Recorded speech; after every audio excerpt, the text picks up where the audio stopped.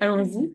Bonjour à tous, c'est avec joie que nous ouvrons cette nouvelle édition de la semaine de l'épargne salariale avec Roxane. On va aborder un sujet qui nous anime, pardon, l'actionnariat salarié qui peut être mis en place au sein de toute taille d'entreprise. Et je vais donc laisser la parole à Roxane pour commencer ce webinaire. Merci Laetitia. Bonjour à tous. Donc aujourd'hui, on va parler d'actionnariat salarié et voir comment ce dispositif peut se décliner dans différentes structures d'entreprise. De quoi va-t-on parler aujourd'hui? Donc, nous allons présenter RS, la société pour laquelle nous travaillons. On va ensuite vous donner quelques chiffres sur l'actionnariat salarié en France et également en Europe, et voir aussi un peu comment ce dispositif peut être également un levier des politiques RH et RSE. Ensuite, nous aborderons l'actionnariat salarié, de l'objectif à la boîte à outils, à travers les différents mécanismes que l'on peut mettre en place pour mettre en œuvre ce dispositif. Et enfin, nous verrons concrètement qu'est-ce qu'implique la gestion de ce projet du début jusqu'à la fin. Sans plus attendre, on commence la première partie. Euh, et nous sommes une société indépendante et nous allons à dire spécialiste du profit dans sa globalité. Aujourd'hui, nous allons vous présenter l'actionnariat salarié. Et au sein de l'entreprise, nous avons plusieurs casquettes, notamment les dispositifs d'épargne salariale et de retraite d'entreprise, également de l'épargne personnelle. Nous avons également une société de gestion et nous proposons des fonds en architecture ouverte. Et évidemment, nous sommes experts en actionnariat salarié, où nous travaillons auprès d'entreprises de toute taille et également auprès des salariés. En termes d'actionnariat salarié, on essaye d'avoir une vision à 360 des dispositifs collectifs d'actionnariat salarié. Que ce soit à travers la gestion d'un FCPE ou lors de la détention de titres en direct en tenue de registre. On reviendra sur ces dispositifs au cours de la présentation. Ce sont les deux grandes façons de mettre en place de l'actionnariat salarié au sein d'une entreprise. On met aussi en place des passerelles via le plan d'épargne entreprise, dont on aura également l'occasion de reparler, pour des stock options ou des actions gratuites. Enfin, nous avons des opérations qui concernent un périmètre français, mais également à l'international pour des entreprises qui auraient des succursales à l'international. Et enfin, nous opérons que ce soit dans le côté ou dans le non-côté. Alors, sur ce premier slide, une entrée en matière en termes de chiffres au niveau de l'actionnariat salarié en Europe. Je vais vous présenter cette cartographie de l'actionnariat salarié dans le domaine du côté en Europe en 2023. Et je vais m'attarder plutôt sur la France et l'Europe. Donc, vous avez en ordonnée le pourcentage d'entreprises avec un plan démocratique. Ce qu'on appelle un plan démocratique, c'est un plan d'actionnariat salarié qui est ouvert à la collectivité des salariés et non un plan ciblé. Et donc, plus l'entreprise est haute, plus le pourcentage d'entreprises par rapport aux entreprises étudiées euh, a un plan d'actionnariat salarié démocratique. Et en abscisse, vous avez le taux de démocratisation. Alors, qu'est-ce qu'on appelle taux de démocratisation? C'est le nombre de salariés actionnaires par rapport au nombre de salariés total dans l'étude. Je précise bien qu'on est dans le côté en Europe et on voit que la France a 73% des entreprises cotées qui proposent un plan démocratique avec un taux de démocratisation de 32%. Donc ça veut dire que 32% des salariés globaux interrogés dans cette étude sont actionnaires avec un pourcentage du capital détenu pour les entreprises cotées de 3,16%. La France, on est les mieux disants en Europe, malgré une petite baisse ces dernières années. On est les mieux disants par rapport à l'actionnariat salarié en Europe, du moins dans le côté. Pour ce qui est de l'Europe, on voit que 46% des entreprises proposent un plan collectif avec un taux de démocratisation de presque 20%. Je précise bien qu'on est dans le côté puisque en fait on observe une grande disparité entre l'équipement des salariés, des entreprises cotées sur ce genre de dispositif par rapport aux entreprises de plus petite taille et non cotées, alors que on le verra tout à l'heure avec Laetitia, ce sont des dispositifs qui peuvent s'appliquer dans n'importe quelle structuration d'entreprise. Pour continuer sur une partie un peu chiffrée, on fait des études chaque année RS, ce qu'on appelle le panorama de l'actionnariat salarié. Vous avez un tableau sur la gauche de la slide qui représente le nombre d'opérations d'actionnariat salarié qui ont été réalisées dans le cadre du SBF 120. Donc vous avez 2005-2023. Donc on observe globalement une hausse du nombre d'opérations SBF avec une moyenne de 31 opérations, pour arriver en 2023 à 42 opérations, sachant que, par exemple, pour l'année 2023, on a trois nouvelles entreprises qui réalisaient leur toute première opération d'actionnariat salarié. Ce qu'il faut retenir de ce schéma, c'est que donc au cours des 10 dernières années, on a 72 entreprises du SBF 120 qui ont proposé en globalité 370 opérations d'actionnariat salarié à leurs salariés, avec 18 entreprises qui ont mis en place au moins un plan chaque année dans les 5 dernières années, avec en moyenne les entreprises qui réalisent 2 ans. Parce que certainement l'occasion d'en reparler, l'actionnariat salarié, c'est pas forcément un dispositif en one shot, c'est quelque chose qu'on peut reproduire dans le temps avec une certaine dynamique pour les salariés. Euh, En ce qui concerne le lien entre levier des politiques RSE et RH et l'actionnariat salarié, euh, on voit qu'on a un certain alignement d'intérêts entre les parties prenantes qui composent la société. Donc, je m'explique. Vous avez donc d'une part forcément les salariés, vous avez également les dirigeants et éventuellement les actionnaires. Pourquoi on a un alignement d'intérêts entre ces trois parties? Je vais commencer par les dirigeants. On sait que c'est parfois une volonté de mettre en place de l'actionnariat salarié parce que aujourd'hui, les dirigeants sont de plus en plus confrontés à des besoins de fidélisation et d'attractivité de leurs salariés. Et pour répondre à cette demande, l'actionnariat salarié peut être une partie de la réponse. Ça peut également améliorer le dialogue social dans l'entreprise. Pour les actionnaires, c'est un moyen de jauger l'engagement et l'alignement entre performances individuelles et collectives. Et c'est également un moyen de satisfaire des critères de performance ESG et CSR. Et enfin, pour les salariés, eh bien, nous, on le voit quotidiennement quand on lance des opérations et qu'on a des feedbacks des salariés et des dirigeants. Ça renforce énormément le sentiment d'appartenance à l'entreprise des salariés, puisqu'ils détiennent directement ou indirectement une partie du capital de leur entreprise. C'est aussi un levier d'engagement et d'adhésion au projet d'entreprise. Donc, on a un alignement d'intérêts qui est ce que recherchent souvent les entreprises qui viennent nous solliciter pour mettre en place de l'actionnariat salarié. Donc une petite étude pour illustrer ce que je viens de dire. Donc on avait avec un panel d'une trentaine d'entreprises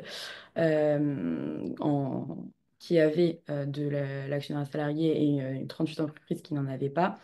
On a fait un benchmark de manière à voir s'il y avait un lien entre l'ancienneté et les démissions, ce qu'on appelle départ volontaire, et la présence d'actionnariat salarié dans l'entreprise. Ce qu'on a observé, c'est quand même une tendance que l'actionnariat salarié renforcerait du coup le sentiment d'appartenance, puisqu'on voit que le pourcentage de départ volontaire est moitié plus faible dans les sociétés qui ont une culture d'actionnariat salarié, avec une ancienneté qui est également plus élevée en moyenne. Ces chiffres sont à prendre avec un peu de recul, mais ils dénotent quand même d'une attractivité de l'actionnariat salarié pour être un levier de rétention et de fidélisation des salariés dans l'entreprise et donc à mettre en œuvre dans une politique de ressources humaines. Et pour finir, c'est un peu le thème de, de ce webinaire, à savoir que l'actionnariat salarié peut tout à fait être adressé à tout type d'entreprise, quelle que soit sa taille et son contexte. L'actionnariat salarié peut aussi bien s'adresser à des entreprises sous LBO, donc avec des actionnaires externes, puisque ça permet d'aligner les intérêts des salariés avec les intérêts d'investisseurs en capital. C'est ce que je disais tout à l'heure, de renforcer les performances individuelles et collectives, qui est important pour les actionnaires.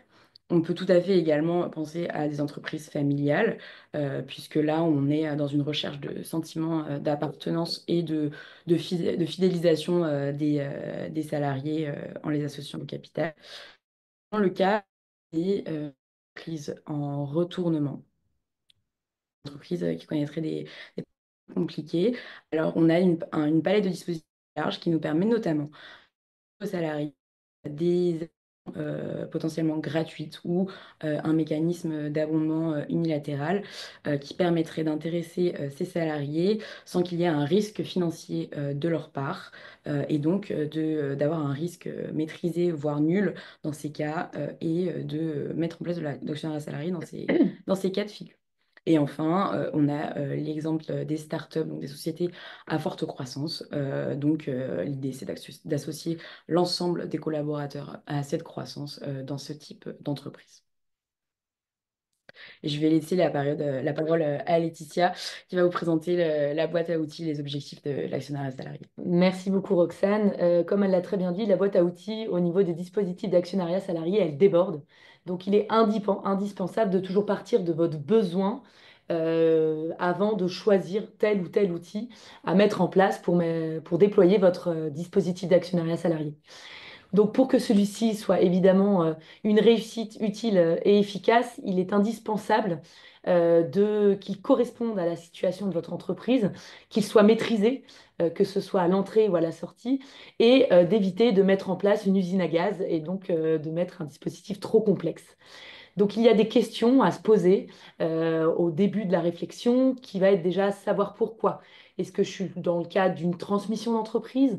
Est-ce que j'ai un nouvel actionnaire qui vient de rentrer au capital de mon entreprise et on souhaite emmener tout le monde dans cette nouvelle aventure?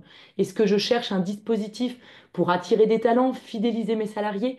Voilà, il y a plein de questions à se poser sur le sujet du pourquoi. Du pour qui? Est-ce que je veux mettre en place un dispositif ciblé uniquement sur le management ou le COMEX? Est-ce que, en revanche, à contrario, je veux mettre en place un dispositif collectif qui va être à la disposition de tous s'ils souhaitent y participer? Savoir combien je suis prêt à mettre au sein de cette opération. L'objectif va être de trianguler autour de la valeur de l'entreprise de manière à trouver un équilibre entre un gain espéré pour l'individu, un coût de déploiement de l'opération ainsi qu'une dilution acceptée par les actionnaires et aussi est-ce que je vais accompagner mes salariés dans cette nouvelle aventure et dans cet effort d'épargne qui évidemment intègre un risque puisque on achète des actions de sa propre entreprise. Savoir comment, en effet, est-ce que je vais choisir un outil immédiat ou qui sera donné dans le temps en plusieurs fois? Est-ce que je vais y mettre des conditions de performance? Donc voilà, il y a plein d'éléments qui peuvent être mis en place et plusieurs dispositifs vont pouvoir y répondre et vont même peut-être être complémentaires. La dernière question, et pas des moindres, savoir prévoir la sortie. En effet, il est toujours important de cadrer ces opérations-là à l'entrée, mais aussi à la sortie. Est-ce que je fais adhérer mes salariés à un pacte d'actionnaires de manière à éviter toute mauvaise surprise à la sortie? Est-ce que j'encadre bien ces éléments-là? À partir du moment où on a déjà cadré, répondu à l'ensemble de ces questions, on va pouvoir définir quel dispositif je souhaite mettre en place au sein de mon entreprise. En effet, il existe différents types d'instruments, comme je vous le disais, la boîte à outils déborde, et on va essayer de vous en expliquer plusieurs d'entre eux qui sont les plus classiques et qui sont mis en place au sein des entreprises et qui peuvent même parfois être déployés au sein d'un plan d'épargne entreprise de manière à optimiser la fiscalité. On va regarder l'offre d'achat d'actions réservées, les plans d'actions gratuites, le partage de la plus-value par un ou des investisseurs, ainsi que des plans de stock option. Comme je vous le disais, certains d'entre eux, même tous, peuvent être logés au sein du plan d'épargne entreprise de manière à bénéficier de sa fiscalité avantageuse. Et comment ça se passe concrètement? Eh ben, on va mettre en place ce dispositif d'actionnariat salarié à côté des fameux fonds communs de placement d'entreprise qui sont disponibles au sein de votre plan d'épargne entreprise. Pourquoi utiliser le PE? Donc, comme je le disais, pour sa fiscalité, mais aussi pour mutualiser les coûts, puisque, en effet, en règle générale, ce dispositif est déjà mis en place au sein de votre entreprise. Et donc, ça permet de juste rajouter un petit tiroir au sein du PE déjà existant, qui sera l'actionnariat salarié, sachant qu'il est possible d'utiliser plusieurs dispositifs, plusieurs socles, type FCPE investi en actions de votre entreprise, mais aussi il est possible de détenir des actions en direct dans le plan d'épargne entreprise pour les plus petites entreprises, puisque moins coûteux et plus simple de mise en œuvre. Commençons par l'offre d'achat d'actions réservée aux salariés. Quel est le concept? C'est je propose à mon salarié d'acheter des actions de son entreprise à des conditions préférentielles. Je peux même rajouter quelques avantages au niveau de cet achat d'actions en lui proposant d'acheter les actions à un prix réduit avec une décote qui peut aller jusqu'à 30% et même 40% si je bloque l'épargne pendant 10 ans et même appliquer une règle d'abondement spécifique à l'achat d'actions de mon entreprise. L'objectif va être que cette opération soit une réussite. Et là-dessus, malheureusement, il n'y a pas de secret. Il est toujours intéressant de mettre en place des petits outils permettant d'accompagner les salariés dans leur effort d'épargne au sein des opérations d'actionnariat salarié. On va proposer différentes sources de souscription en réalisant l'opération d'actionnariat salarié au moment du versement des primes de participation et d'intéressement, par exemple, ce qui leur permet de leur proposer de router ces sources vers le dispositif d'actionnariat salarié et donc de donner un peu plus de sens au niveau de leur investissement. Comme je le disais, on peut mettre en place une règle d'abondement spécifique à l'achat des actions de mon entreprise. Cet abondement, il peut aller jusqu'à 14,4% du pass, ce qui représente un montant significatif. Et je peux même, depuis 2019, depuis la loi Pacte, mettre en place une règle d'abondement unilatérale. C'est-à-dire que le salarié n'a même pas besoin d'investir au sein du dispositif d'actionnariat salarié. C'est moi, en tant qu'employeur, qui vais décider de lui donner automatiquement, à partir du moment où il est dans les effectifs pendant l'opération, un petit peu d'abondement, jusqu'à 2% du pass. Donc évidemment, le montant est réduit, mais ça permet d'enclencher et de faire une super aventure, puisque tous les salariés seront actionnaires à un instant T dans l'entreprise. Une décote, en effet, je peux proposer un prix d'action réduit qui peut aller jusqu'à 30% pour une durée de blocage de 5 ans dans le PE, sauf cas de déblocage anticipé, et même pousser jusqu'à 40% si on décide d'une durée de blocage de 10 ans. Vous avez peut-être déjà en place un plan d'épargne entreprise où vos salariés ont pu épargner depuis plusieurs années. Et ben, vous pourriez même leur proposer de transférer cette épargne-là qui est investie au sein des autres FCPE du plan d'épargne entreprise pour le rerouter vers le dispositif de l'actionnariat salarié. Et un dernier avantage qui serait, c'est de l'avance sur salaire, donc un prêt sur entreprise qui permet encore de donner une autre source de souscription possible à vos salariés, qui permet d'éviter qu'ils aient besoin d'ouvrir leur portefeuille pour participer à l'opération en allant prélever chaque mois un petit peu de leur salaire pour aller épargner sur le dispositif d'épargne salariale et bénéficier de ces avantages. Autre possibilité. D'ailleurs, on peut cumuler l'une et l'autre dans une entreprise. C'est les plans d'action gratuite. En effet, en quoi consiste un plan d'action gratuit? C'est je te donne un droit à devenir actionnaire si tu remplis une condition de présence dans le temps et des conditions de performance. Vous avez, au niveau du fonctionnement, ça fonctionne en deux temps. Une période d'acquisition, donc pendant cette période-là, le salarié n'est pas encore actionnaire. Cette période, elle doit être d'1 an minimum. Et une durée de conservation, une fois qu'on est devenu actionnaire, on doit conserver ses actions à minima. Alors, la durée est facultative. En revanche, elle ne pourra pas être inférieure à 2 ans si la période d'acquisition était inférieure à 1 an. On peut même réaliser un plan d'action gratuite au sein du PE si celui-ci est collectif. En effet, les opérations réalisées dans le plan d'épargne entreprise ont une demande, c'est que cette opération soit proposée à tous les bénéficiaires du plan d'épargne entreprise, et seront bloqués donc pendant 5 ans, sauf cas de déblocage anticipé. Si cette opération est collective, il va y avoir évidemment des plafonds qui vont s'appliquer, avec un maximum de 7,5% du pass par an, avec, et là aussi, on peut tout de même mettre des conditions de rémunération, de temps de présence et uniforme au niveau du cadrage du plan qui sera mis en place.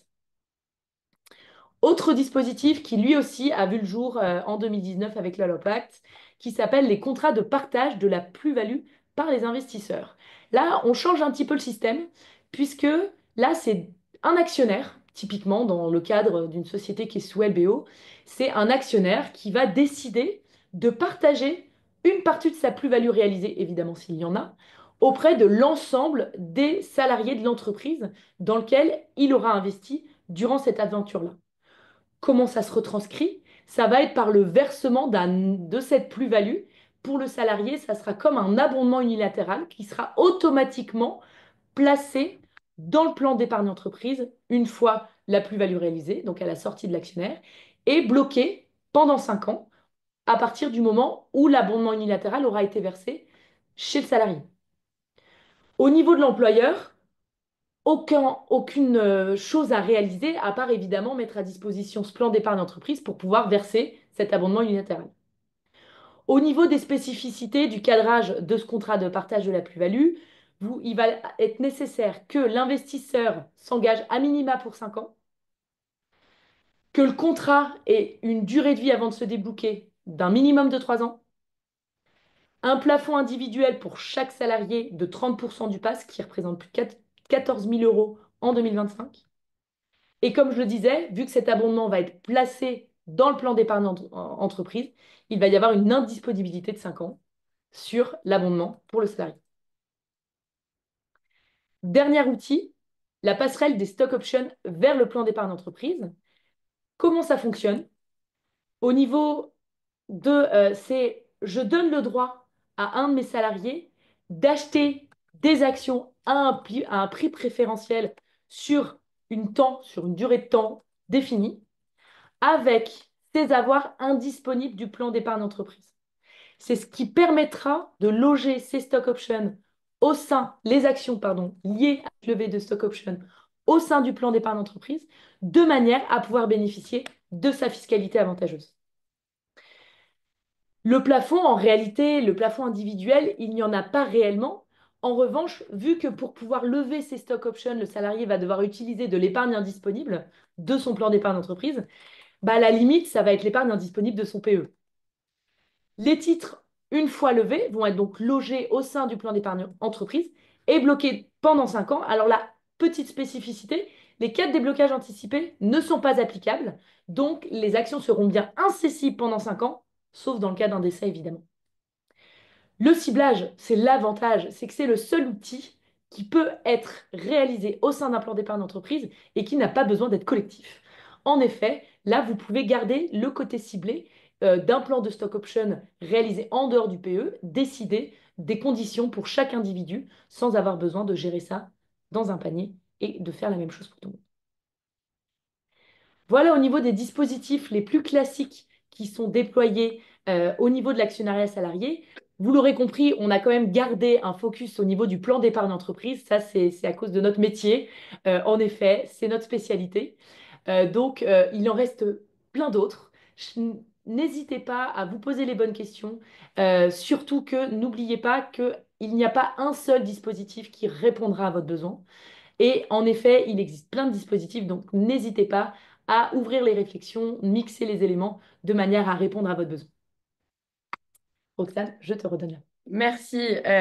Du coup, on va voir, maintenant qu'on a envisagé un peu les dispositifs dans leur globalité, comment s'articule la gestion de projet de mise en place de l'actionnariat salarié. Donc, ce sont des projets au long cours en plusieurs étapes. Comme on l'a beaucoup évoqué depuis le début de ce webinaire, on va avoir une première étape qui est la définition et le cadrage du projet. Donc, dans cette première étape, on va définir donc la cible, le projet qu'on va mettre en œuvre et les dispositifs qu'on va utiliser mettre en place un planning puisque ce sont vraiment des projets au long cours. Dans le cadre de cette première étape, on va déterminer là où on veut aller, créer des hypothèses en termes de périmètre, en termes d'enveloppe, d'action et d'abondement de distribuer. Donc, la cible, le on va réaliser des scénarios pour modéliser l'opération et pouvoir ajuster les variables en fonction des données qu'on aurait sur le périmètre. Du coup, valider un planning pour mettre en place cette opération et éventuellement envisager la transformation ou la reprise des dispositifs d'épargne salariale, puisqu'on a vu qu'on a parlé des dispositifs dans le PEE. Et donc, il faut peut-être parfois envisager notamment un avenant au règlement du PEE pour permettre la compatibilité de l'actionnariat salarié. Une fois que cette première étape est franchie, on va entrer dans la phase de déploiement du projet, donc avec notamment l'établissement de toute la documentation juridique corporate, éventuellement, dans la majeure partie des cas, la présentation du projet aux instituts représentatifs du personnel. Selon si on est en FCPE ou en tenue de registre, on va avoir une échéance supplémentaire en FCPE puisqu'on va devoir être agréé par l'autorité des marchés financiers. Une étape, mais non des moindres, qui est le déploiement de la communication en plusieurs phases.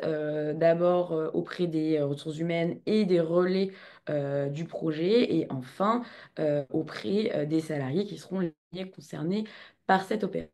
Et enfin, on a une troisième phase qui est la gestion de la campagne d'interrogation, puisqu'une fois que le projet est mis en place, il va falloir donc interroger les salariés sur leur souhait de participer ou non à cette opération. Donc, comme on l'a évoqué précédemment, en général, ce type d'opération se fait concomitamment à des campagnes de versement de primes, hein, d'intéressement ou de participation. Donc, on se plug sur ces campagnes d'interrogation, puisque les salariés peuvent utiliser ces primes comme carburant pour participer à l'opération d'actionnariat salarié.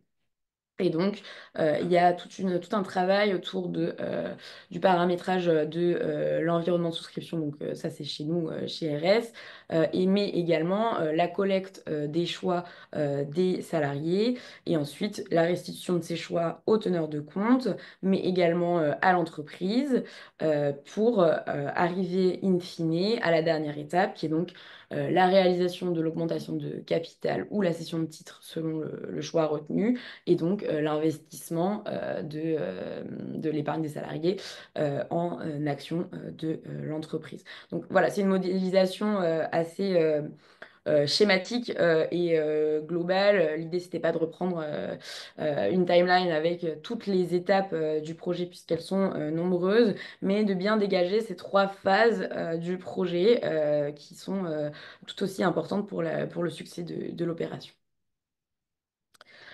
Voilà. Alors nous, qu'est-ce qu'on fait RS à vos côtés pour le déploiement de cette opération? Donc on a la gestion des plans d'épargne entreprise. On gère également les agréments des fonds de commun de placement entreprise pour les campagnes en FCPE. On a également société de gestion, donc on gère ces fonds tout au long de leur vie. On gère évidemment le projet, hein, de sa définition jusqu'à son aboutissement à travers la fin de la campagne d'interrogation. On forme également les relais RH et les institutions représentatives du personnel. On élabore des supports de communication à destination des salariés. Et enfin, on gère les souscriptions lors de la campagne. Il va y avoir deux petits euh, versants qui sont gérés par des prestataires externes, à savoir la valorisation de l'entreprise, pour lesquels on est obligé de faire appel à un prestataire externe qui s'appelle un expert indépendant, et des cabinets d'avocats qui vont élaborer toute la documentation juridique corporate de l'augmentation de capital, la cession des titres, etc., etc. En effet, juste au niveau de l'expertise et de la valorisation, on n'en a pas parlé lors de ce webinaire parce que ce n'était pas le sujet principal, mais dans les entreprises non cotées, Oui, il sera nécessaire en effet de devoir définir un prix, évidemment, pour que les tout à salariés fait. puissent acheter leurs actions. Et ce prix devra être recalculé chaque année à chaque clôture de compte, de manière à avoir un suivi et pouvoir gérer les potentielles demandes de déblocage.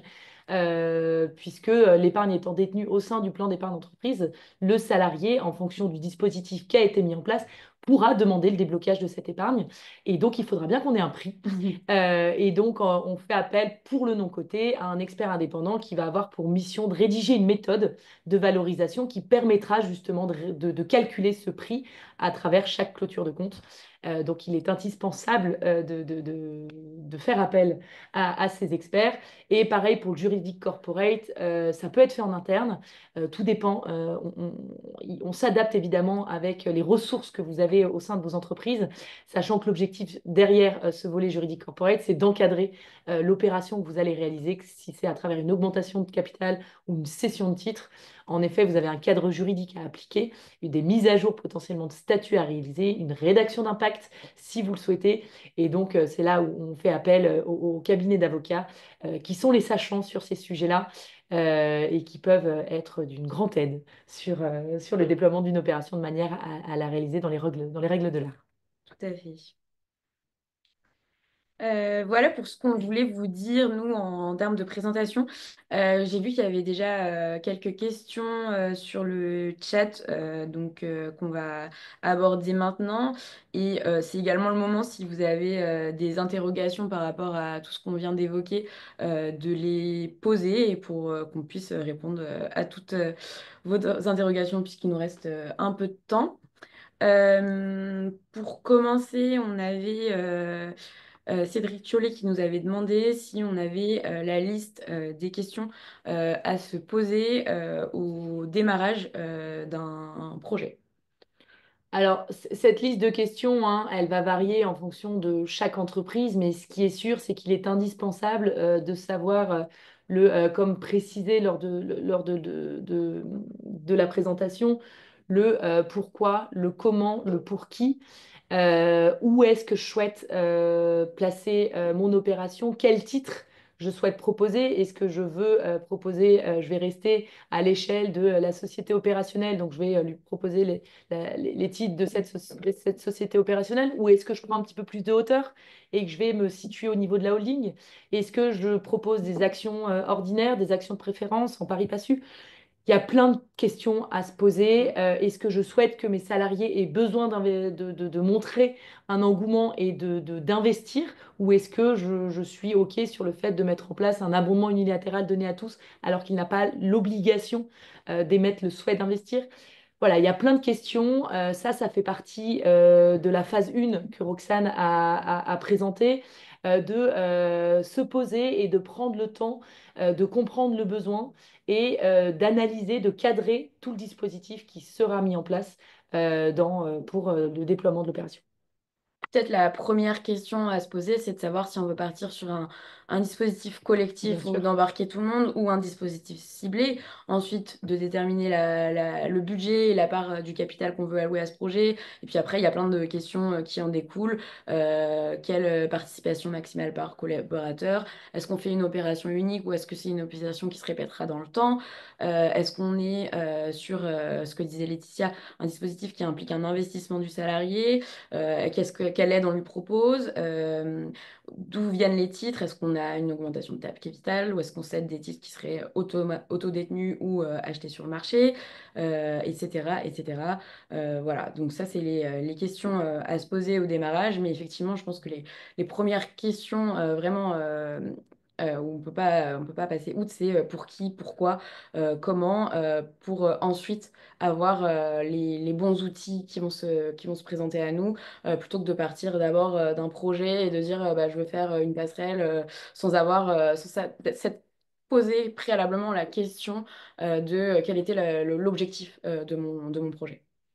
Au niveau des délais de mise en place d'une opération d'actionnariat salarié, alors il va être de plusieurs ordres parce que ça va dépendre du dispositif. Il y a des dispositifs qui vont nécessiter plus de temps. Typiquement, si on part sur la mise en place d'un fonds commun de placement d'entreprise investi en actions où on permettra aux salariés d'investir leur prime d'intéressement participation, typiquement, il va être nécessaire de d'avoir un passage obligatoire auprès de l'autorité des marchés financiers pour agréer ce fonds. Pour le coup, ça va prendre de bout en bout, de l'ouverture de la réflexion jusqu'au débouclage, c'est-à-dire l'investissement de ces salariés. On peut dire que la durée le délai peut être de plus de 6 mois, puisque un délai AMF, ça peut être entre 1, 2 ou 3 mois. Voilà, il y a beaucoup de données qui vont nécessiter du temps. Donc, ce qui est sûr, c'est qu'il est important, dès que vous avez une réflexion ou un besoin qui voit le jour, n'hésitez pas à vous adresser directement aux professionnels en charge de ces sujets-là, de manière à s'assurer que le timing fonctionne et qu'on ne se retrouve pas dans un goulot d'étranglement à faire tout en last minute, ce qui n'est pas le plus agréable parce qu'on risquerait de devoir renier tout le temps nécessaire pour réaliser une bonne communication auprès de vos salariés. Et ce qui est sûr, c'est qu'il est indispensable pour la réussite d'un dispositif d'avoir une communication claire, pédagogique auprès des salariés qui soit portée par le management, la direction, avec des ambassadeurs. Ce qui est sûr, c'est qu'il faut vraiment que tout le monde puisse avoir accès à l'information et comprendre le dispositif pour savoir s'il souhaite ou non de participer à cette aventure. Au niveau des coûts qui peuvent être associés à ces opérations, là aussi, il va varier en fonction du schéma qui est choisi. Donc là, on ne pourra pas vous donner de fourchette, puisque en fonction d'un plan d'attribution d'actions gratuites, une ouverture du capital à travers un FCPE avec agrément AMF, les coûts ne sont pas du tout les mêmes. Donc là, pour le coup, ça sera du cas par cas en fonction du dispositif qui sera mis en place. Alors, on avait une autre question sur la différence ou la complémentarité, je ne sais pas, du dispositif de partage de la valorisation de l'entreprise et du partage des plus-values. Donc, je vais essayer d'expliquer schématiquement la différence entre ces deux dispositifs qui semblent être très proches, c'est vrai, mais sont finalement tout à fait différents. Voilà. Donc, pour revenir rapidement sur le partage des plus-values, donc c'est un dispositif hein, qui nous a hérité de la loi Pacte de 2019 et qui associe un ou plusieurs actionnaires et l'entreprise. C'est l'actionnaire qui décide, moyennant un engagement de 5 ans, ce que disait Laetitia, de céder rétrocéder une partie de sa plus-value qu'il réalisera lors de sa sortie Mm. de l'entreprise aux salariés à travers le PE.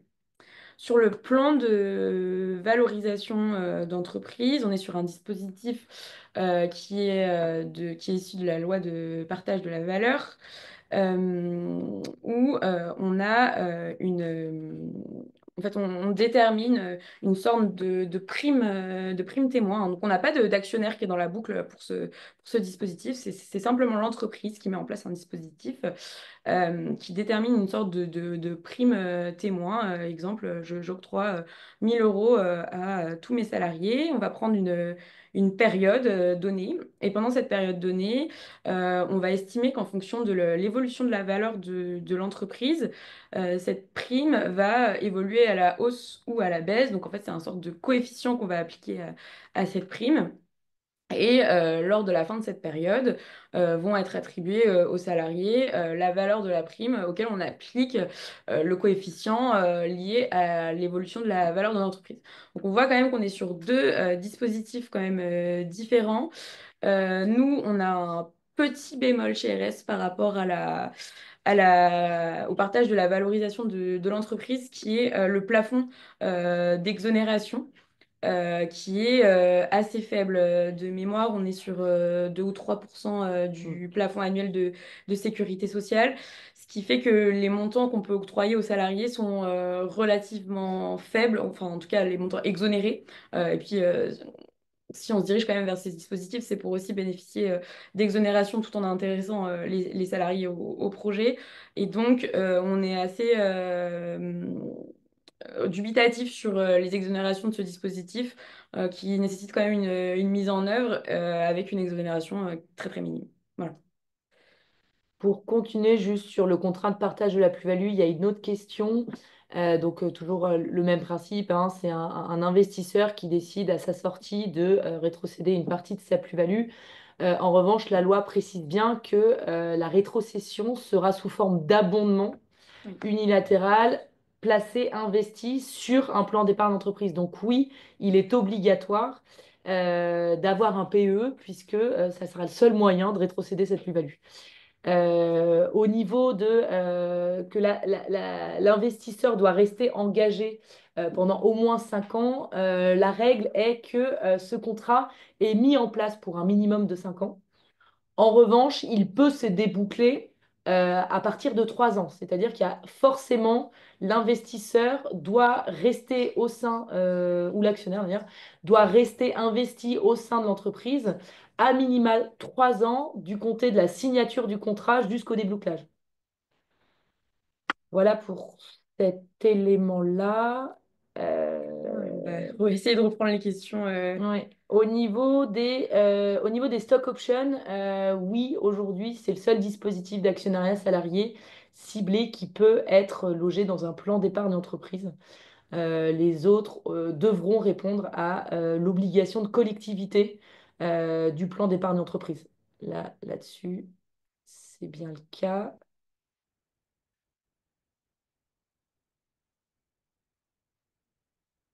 Au niveau de l'abondement unilatéral, donc le fait de, lors d'une opération d'actionnariat salarié, de verser un abondement à tous, même s'ils n'ont pas participé à la souscription lors de l'opération. Oui, le plafond est bien à 2% du plafond annuel de la sécurité sociale. En revanche, suite à la loi de partage de 2025, ouais, 24, mais, mais publiée en 25, il y a eu des modifications au niveau du plafond majoré lié à l'actionnariat salarié. En effet, historiquement, le plafond du PE est de 8% du PAS au niveau de l'abondement.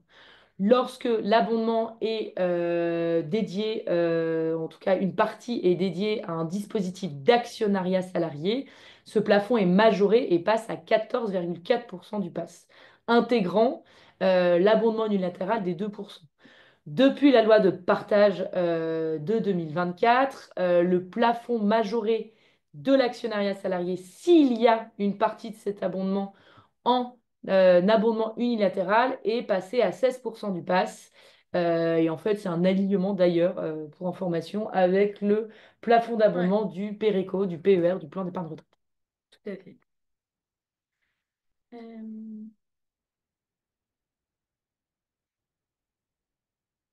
on fait quoi? On les prend dans l'ordre? Après, ça se recoupe. Au niveau de la valorisation sur la fameuse expertise à réaliser, pour le coup, la réglementation est assez claire sur ce sujet-là, hein. Pour le non-coté, il est nécessaire de faire appel à un expert indépendant. Pour les plus petites entreprises, on peut pallier en utilisant une règle de calcul qui est définie dans le code à ce niveau-là. En revanche, d'expérience, nous vous conseillerons toujours dans les petites entreprises de passer tout de même par l'expert indépendant puisque ça permet d'encadrer votre opération et de sécuriser votre schéma et d'éviter tout doute par l'administration fiscale sur le fait que le prix que vous avez appliqué à la sortie est bien un prix objectif et qui ne nécessiterait pas d'être qualifié. Donc ça fait partie aussi des décisions à prendre lors du cadrage de votre opération.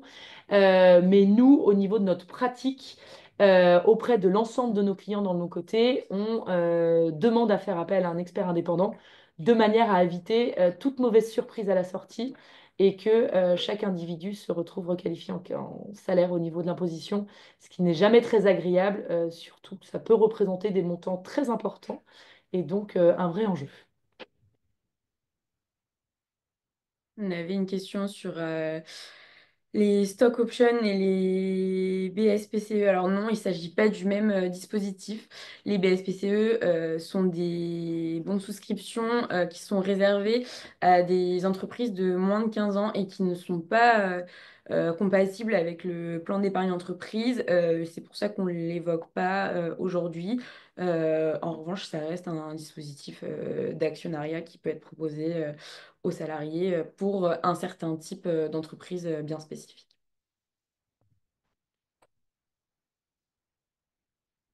Euh,